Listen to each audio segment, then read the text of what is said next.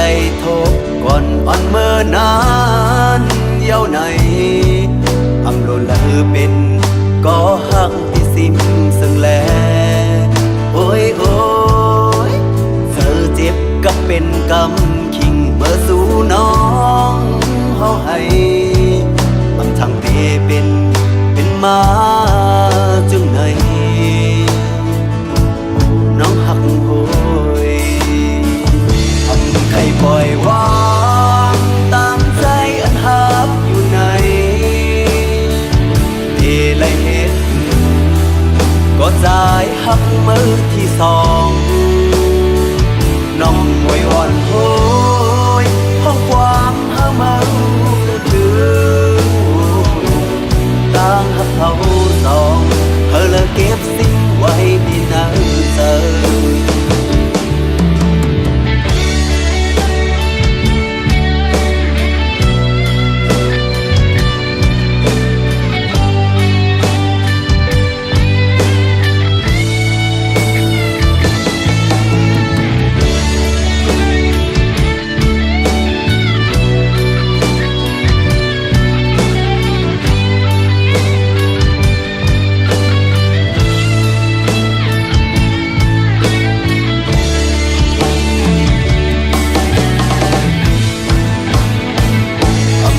ปล่อยวา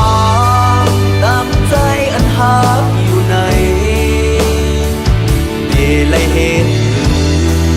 ก็จ่ายหักมือที่สองน้องป่วยอ่อนเฮ้ยห้องความเพ้อเมื่อจือโอ้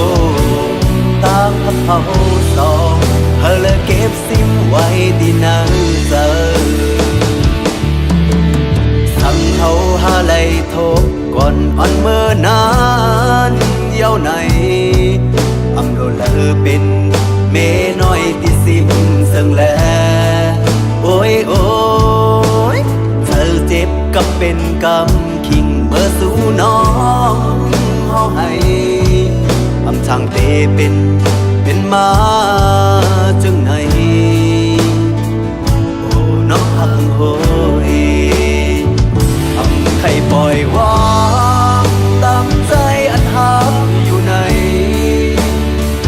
เดลัยเหตุก็จ่ายหักมือที่สองน้องฝนนอนโหยห้องความหามือจือโอ้ต่างหักเขาสองเดลัยเก็บสิ่งไว้ดีนักเจอ